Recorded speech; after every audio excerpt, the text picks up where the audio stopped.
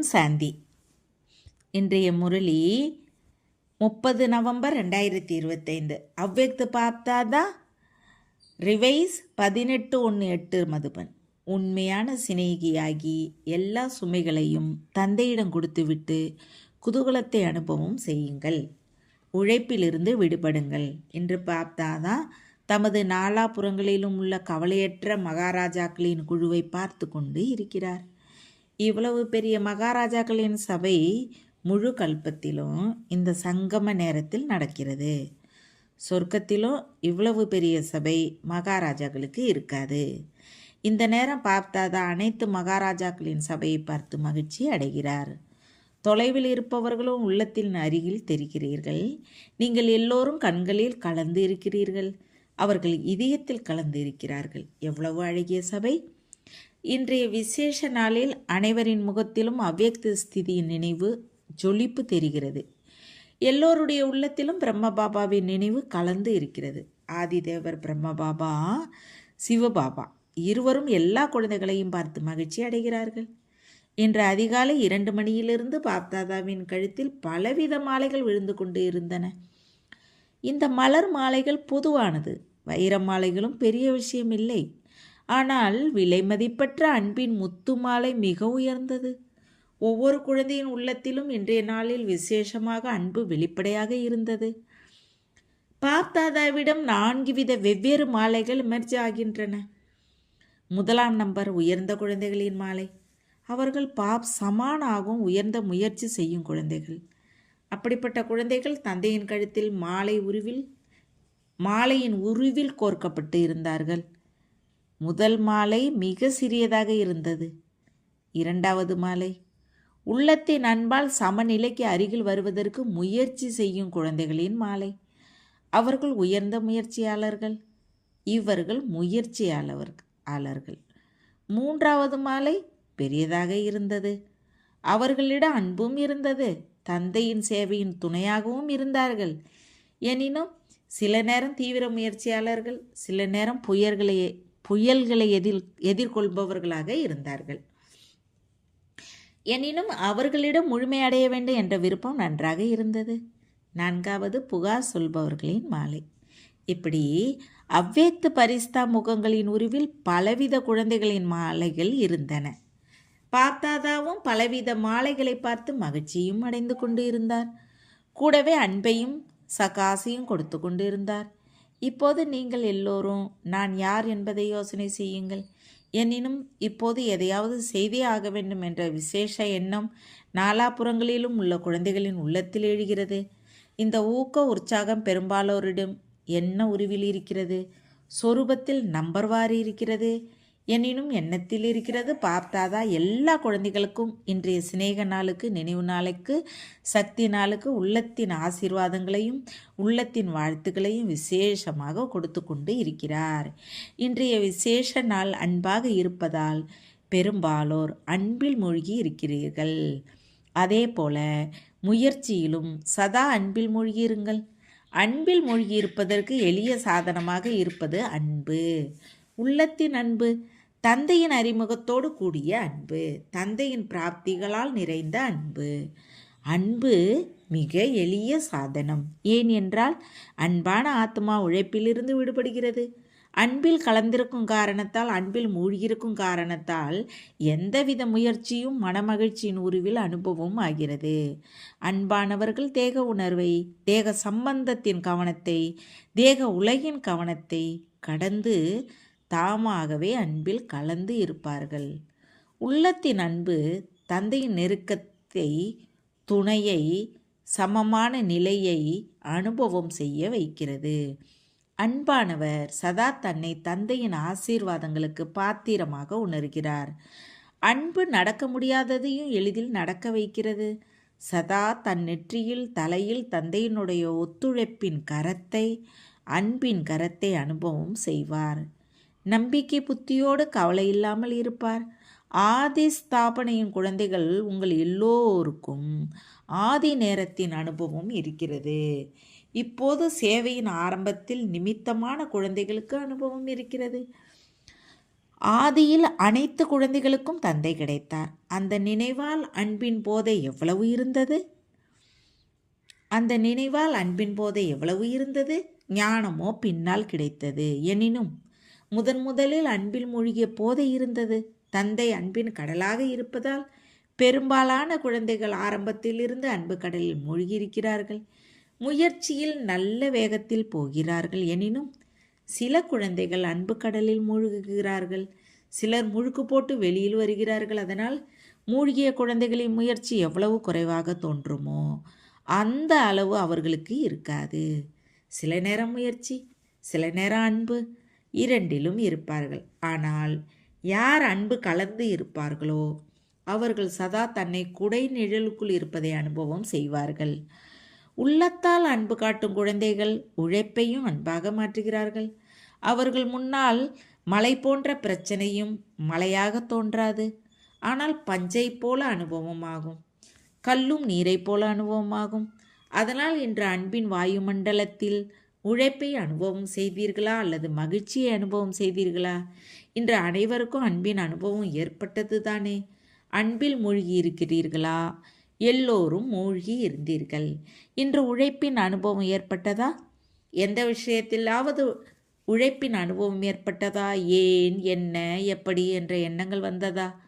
அன்பு எல்லாவற்றையும் மறக்க வைக்கிறது. தந்தையின் இந்த அன்பை மறக்காதீர்கள் என்று பார்த்தாதா சொல்கிறார். அன்பு கடல் கிடைத்திருக்கிறார். அதனால் நன்றாக அலைகளில் தவழுங்கள். எப்போதெல்லாம் ஏதாவது சிரமத்தின் அனுபவம் ஏற்படுமோ அந்த நேரம் அன்பின் அனுபவத்தை நினைவு கூறுங்கள்.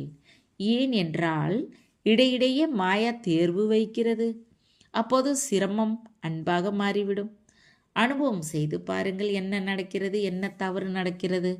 அந்த நேரம் ஏன், என்ன என்பதற்குள் அதிகமாக போகிறீர்கள். எது வருமோ அது போகவும் செய்யும். எனினும் எப்படி போகும்? அன்பை நினைக்கும் போது உழைப்பு போகும். ஏனென்றால் பார்த்தாதா இருவரின் அன்பின் அனுபவம் அனைவருக்கும் பலவித நேரங்களில் இருக்கிறது தானே? அனுபவம் இருக்கிறது தானே? சதா இல்லாவிட்டாலும் சரி, எப்போதாவது இருக்கிறது தானே? தந்தையின் அன்பு என்னவாக இருந்தது? தந்தையின் அன்பில் என்னென்ன அனுபவம் செய்தீர்கள் என்பதை அந்த நேரம் நினைவு செய்யுங்கள். அதனால் அன்பின் நினைவால் உழைப்பு மாறிவிடும். ஏனென்றால் பார்த்தாதாவிற்கு எந்த ஒரு குழந்தையின் உழைக்கும் ஸ்திதியும் பிடிப்பதில்லை. எனது குழந்தையாக இருந்தும் உழைப்பதா? அதனால் எப்போது உழைப்பிலிருந்து விடுபடுவீர்கள்? இந்த சங்கம யுகத்தில் மட்டுமே நீங்கள் உழைப்பிலிருந்து விடுபட்டு எப்போதும் குதூகலத்தில் இருக்க முடியும். குதூகலமாக இல்லை என்றால் ஏதாவது சுமை புத்தியில் இருக்கும். சுமையை என்னிடம் கொடுங்கள் என்று தந்தை சொல்லி இருக்கிறார். எனது என்பதை மறந்து ட்ரஸ்டியாகுங்கள். பொறுப்பை தந்தையிடம் கொடுங்கள். சுயம் உள்ளத்தால் உண்மையான குழந்தையாகி சாப்பிடுங்கள், விளையாடுங்கள், குதூகலமாக இருங்கள். ஏனென்றால் இந்த சங்கம யுகம் எல்லா யுகங்களையும் விட குதூகலமாக இருக்கும் யுகம். இந்த குதூகல யுகத்திலும் குதூகலத்தை கொண்டாடவில்லை என்றால் எப்பொழுது கொண்டாடுவீர்கள்? குழந்தைகள் சுமை தூக்கி கஷ்டப்படுவதை பார்த்தாதா பார்க்கிறார். கொடுப்பதில்லை, தாமே தூக்குகிறார்கள். அப்போது தந்தைக்கு இரக்கம் வருகிறது. கருணை வருந்தானே. குதூகல நேரத்தில் உழைப்பு. அன்பில் மூழ்குங்கள். அன்பான நேரத்தை நினைவு செய்யுங்கள். ஒவ்வொருவருக்கும் ஏதாவது ஒரு நேரத்தில் அன்பின் அனுபவம் விசேஷமாக ஏற்படவே செய்கிறது. ஏற்பட்டும் இருக்கிறது. ஏற்பட்டு இருப்பது தந்தைக்கும் தெரியும். எனினும் அதை நினைவு செய்வதில்லை. சிரமத்தையே பார்த்து கொண்டு இருக்கிறார்கள். குழப்பமடைந்து கொண்டே இருக்கிறார்கள். இன்றும் அமிர்த வேளையில் இப்போது வரை 2 அத்தாரிட்டிகளான பாப்தாதாவின் அன்பை உள்ளத்தில் அனுபவம் செய்திருந்தால் இன்றைய நாளை நினைவு செய்வதன் மூலமாகவும் அன்பின் முன்னால் உழைப்பு முடிந்துவிடும். இப்போது பாப்தாதா இந்த வருடத்தில் ஒவ்வொரு குழந்தை சிநேக உத்தியோடு உழைப்பிலிருந்து விடுபட்டு இருப்பதை பார்க்க விரும்புகிறார். உழைப்பின் பெயர் அடையாளம் உள்ளத்தில் இருக்கக்கூடாது, வாழ்விலும் இருக்கக்கூடாது. முடியுமா, செய்தே தீருவேன், தைரியசாலியாக இருக்கிறேன் என யார் நினைக்கிறார்களோ அவர்கள் கரங்களை உயர்த்துங்கள். இன்று உழைப்பிலிருந்து விடுபட தந்தையின் விசேஷ வரதானம் ஒவ்வொரு குழந்தைக்கும் கிடைக்கிறது. ஏற்றுக்கொள்கிறீர்களா? பிறகு ஏதாவது ஏற்பட்டால் என்ன செய்வீர்கள்? ஏன், என்ன என்பதை செய்ய மாட்டீர்கள் தானே? அன்பான நேரத்தை நினைவு செய்ய வேண்டும். அன்பான அனுபவத்தை நினைவு செய்ய வேண்டும். அனுபவத்தில் மூழ்க வேண்டும். நீங்கள் வாக்கு கொடுத்தீர்கள். நாங்கள் தந்தையிடமிருந்து 21 ஜென்மங்களுக்கு ஜீவன் முக்தி நிலையில் பதவியை பெற்றுக்கொண்டு இருக்கிறோம். பெற்றே தீர்வோம் என்பது உங்கள் எல்லோருடைய வாக்குறுதி. அப்போது ஜீவன் முக்தியில் உழைக்க வேண்டுமா என்ன என்று தந்தை குழந்தைகளிடம் கேட்கிறார். 21 பிறவிகளில் ஒரு பிறவி சங்கமத்தை சேர்ந்தது. உங்கள் வாக்கு 21 ஜென்மங்களுக்காக இருக்கிறது, 20 ஜென்மங்களுக்காக இல்லை. அதனால் இப்போதிலிருந்து உழைப்பிலிருந்து விடுதலை, அதாவது ஜீவன் முக்தியுடைய கவலையற்ற மகாராஜா தற்போதைய சமஸ்காரம் 21 ஜென்மங்களுக்கு ஆத்மாவில் வெளிப்படையாக இருக்கும். அதனால் 21 ஜென்மங்களுக்கு ஆஸ்தி பெற்று இருக்கிறீர்கள் தானே, அல்லது இப்போது பெற வேண்டுமா? அதனால் அட்டென்ஷன் ப்ளீஸ். உழைப்பிலிருந்து விடுபட்டு திருப்தியாக இருக்க வேண்டும். பிறரையும் திருப்திப்படுத்த வேண்டும். திருப்தியாக மட்டும் இருக்கக்கூடாது, செய்யவும் வேண்டும். அப்போதே உழைப்பிலிருந்து விடுபட்டு இருப்பீர்கள். இல்லையென்றால் தினந்தோறும் ஏதாவது சுமையின் விஷயத்தை, உழைப்பின் விஷயத்தை ஏன் என்ற என்ன என்ற பேச்சிற்கு வருவீர்கள். இப்போது நேரத்தின் நெருக்கத்தை பார்த்து கொண்டு இருக்கிறீர்கள். எப்படி நேரம் நெருங்கி வருகிறதோ அப்படி உங்கள் எல்லோருக்கும் தந்தையின் அருகாமையின் அனுபவமும் அதிகமாக வேண்டும் தானே. தந்தையோடு உங்கள் நெருக்கம் நேரத்தின் நெருக்கத்தை முடிக்கும். குழந்தைகள், உங்கள் எல்லோருக்கும் ஆத்மாக்களின் துக்க அசாந்தியின் சப்தம் காதுகளில் கேட்கவில்லையா என்ன? நீங்களே பூர்வீகர்களாகவும் பூஜைக்கு உரியவர்களாகவும் இருக்கிறீர்கள். அதனால் பூர்வீக ஆத்மாக்களே, பூஜைக்குரிய ஆத்மாக்களே, எப்போது உலகிற்கு நன்மை செய்யும் காரியத்தை நிறைவேற்றுவீர்கள்? உலகிற்கு நன்மை செய்யும் வேகத்தை எப்படி அதிகமாக்குவது என ஒவ்வொரு வர்க்கத்தாரும் அவரவர் மீட்டிங் செய்து திட்டமிடுவதை பார்த்தாதா சமாச்சாரங்களில் பார்த்தார். மிக நன்றாக திட்டமிடுகிறீர்கள். எனினும் எப்போது வரை என்று பார்த்தாதா கேட்கிறார். எதுவரை என்பதற்கு தாதிகள் பதில் கொடுப்பார்களா, பாண்டவர்கள் கொடுப்பார்களா? எப்போது வரை? தந்தையின் பிரதர்ஷம் செய்ய வேண்டும் என்பதையே அனைத்து வர்க்கங்களும் லட்சியமாக வைத்திருக்கிறீர்கள். எனினும் உறுதியான வாக்குறுதியால் தான் பிரதர்ஷம் ஏற்படும். வாக்குறுதி உறுதியாக இருக்க வேண்டும். எனினும் ஏதாவது காரணத்தால் அல்லது விஷயத்தால் உறுதியில் குறைவு ஏற்படுகிறது. மிக நன்றாக வாக்கு கொடுக்கின்றீர்கள். அமிர்த வேலை உங்களால் கேட்க முடியுமானால் தந்தையோ கேட்கிறார். அனைவருடைய உள்ளத்தின் சப்தத்தையும் கேட்கும்படியான அறிவியல் சாதனம் உங்களுக்கு கொடுக்கப்படவில்லை. பாப்தாதா கேட்கிறார். உள்ளத்தை மகிழ வைக்கும் வாக்குறுதிகளின் மாலைகள், எண்ணங்களின் விஷயங்கள் எவ்வளவு நல்லதாக இருக்கின்றன. அதை கேட்டு பாப்தாதா ஆகா குழந்தைகளே ஆகா என்று சொல்கிறார். என்னென்ன செய்கிறீர்கள் என்பதை சொல்லலாமா? எப்போது செயலில் வருவீர்களோ? முரளி வகுப்பு வரையில் 75% சரியாக இருக்கிறது. எனினும் எப்போது கர்மயோகத்திற்கு வருவீர்களோ அப்போது வித்தியாசம் வருகிறது. ஏதோ சமஸ்காரம், ஏதோ சுபாவம் என சுவாவமும் சமஸ்காரமும் எதிர்க்கிறது. அதில் வாக்கு உறுதியாக இருப்பதற்கு பதிலாக சாதாரணமாகிறது. உறுதியின் சதவீதம் குறைகிறது. பாப்தாதா குழந்தைகளின் ஒரு விளையாட்டை பார்த்து புன்னகைக்கிறார். என்ன விளையாடுகிறீர்கள் என்பதை சொல்லலாமா? விளையாட்டை பார்க்கும் பொழுது பாப்தாதாவிற்கு கருணை வருகிறது. மகிழ்ச்சி ஏற்படுவதில்லை. ஏனென்றால் குழந்தைகள் தமது விஷயத்தை பிறரின் மீது வைப்பதில் திறமைசாலியாக இருப்பதை பாப்தாதா பார்க்கிறார். என்ன விளையாட்டு விளையாடுகிறீர்கள்? கதைகளை உருவாக்குகிறீர்கள். யார் பார்க்கிறார்? எனக்கு தெரியும், என் உள்ளத்திற்கும் தெரியும். தந்தையோ பரந்தாமத்திலும் சூட்சுமவதனத்திலும் அமர்ந்து இருக்கிறார்கள் என நினைக்கிறீர்கள். இதை செய்யக்கூடாது என யாருக்காவது சொன்னால் என்ன விளையாட்டு காட்டுகின்றார்கள் என்பது தெரியுமா? ஆம், நடந்து இருக்கிறது எனினும் என்பதை நிச்சயம் போடுகிறார்கள். எனினும் என்ன? இப்படி இருந்ததா? அப்படி செய்தாரா? இப்படி நடந்ததா? அதனால் அப்படியானது. நான் செய்யவில்லை. அப்படி நடந்ததால் இப்படியானது. இப்போது இவர் செய்தார், அதனால் செய்தேன். இல்லை என்றால் நான் செய்ய மாட்டேன் என்று சொல்கிறீர்கள். இது என்னவாக இருக்கிறது? தனது செயலை உணர்வதும் ரியலைசேஷன் செய்வதும் குறைவாக இருக்கிறது. நல்லது. அவர் அப்படி செய்ததால் நீங்கள் செய்தீர்கள் என வைத்துக்கொள்வோம். சரி, மிகவும் நல்லது. அவர் முதலாம் நம்பர் ஆனார், நீங்கள் 2ஆம் நம்பர் ஆனீர்கள். சரிதானே? நீங்கள் முதலாம் நம்பர் இல்லை, 2ஆம் நம்பர் என்பதை பாப்தாதா ஏற்றுக்கொள்கிறார். எனினும் முதலாம் நம்பர் மாறினால் நான் சரியாவேன் என நீங்கள் நினைக்கிறீர்கள். இது சரியா? அந்த நேரம் இதை தானே நினைக்கிறீர்கள். முதலாம் நம்பர் மாறிவிட்டார் என வைத்துக்கொள்வோம். பாப்தாதாவும் எல்லோரும் முதலாம் நம்பரில் இருப்பவரிடம் உங்கள் தவறை நீங்கள் திருத்த வேண்டும் என்று சொல்கிறார்கள். சரிதானே? நல்லது. முதலாம் அவர் மாறினால் முதல் நம்பர் யாருக்கு கிடைக்கும்? உங்களுக்கு முதல் நம்பர் கிடைக்காது. மாற்றத்தின் சக்தியில் உங்களுக்கு முதல் நம்பருக்கு இருக்காது. நீங்கள் அவருக்கு முதலாம் நம்பரை கொடுத்ததால் உங்கள் நம்பர் என்னவாக இருக்கிறது? 2வது தானே இருக்கிறது தானே. நீங்கள் 2ஆம் நம்பரில் இருக்கிறீர்கள் என்று உங்களிடம் சொன்னால் அதை ஏற்றுக்கொள்வீர்களா? அப்போது இல்லை, இப்படி இருந்தது, அப்படி இருந்தது, எப்படி இருந்தது என்று சொல்வீர்கள். இந்த பாஷை அதிகமாக விளையாட்டில் வருகிறது, இப்படி அப்படி எப்படி என்று. விளையாட்டை முடித்துவிட்டு நான் மாற வேண்டும், நான் மாறி பிறரை மாற்ற வேண்டும். எனினும் பிறரை மாற்ற முடியவில்லை என்றால் சுபபாவனை விருப்பம் வைக்க முடியும் தானே. அது உங்கள் சொந்த பொருள் தானே. அதனால் அர்ச்சுனர் ஆக வேண்டும். உலகின் முதலாம் ராஜ்யத்தாரி லட்சுமி நாராயணரின் அருகில் நீங்கள் வர வேண்டுமா அல்லது 2ஆம் அவர் வர வேண்டுமா? எல்லா பிராமண ஆத்மாக்களுக்கும் பிரம்மகுமார் குமாரிகளும் இங்கே இந்த பேட்ச் அணிகிறார்கள். எல்லோரும் அணிகிறீர்கள். இங்கே வரும்போதும் உங்களுக்கு பேட்ச் கிடைக்கிறது. அது காகிதமாக இருக்கலாம், தங்கமாக இருக்கலாம், வெள்ளியாக இருக்கலாம். அந்த பேச்சை இங்கே எப்படி அணிகிறீர்களோ அப்படி உள்ளத்தில் மனதில் நான் மாற வேண்டும், நான் நிமித்தம் ஆக வேண்டும் என்ற பேச்சை அணியுங்கள். இதுதான் பாப்தாதாவின் இந்த வருட ஆசை. இவர் மாற வேண்டும், இந்த விஷயம் மாற வேண்டும், இந்த மனிதர் மாற வேண்டும், இந்த சூழ்நிலை மாற வேண்டும் என்பது கூடாது. நான் மாற வேண்டும், விஷயங்கள் வரும், நீங்கள் உயரே சென்று கொண்டு இருக்கிறீர்கள்.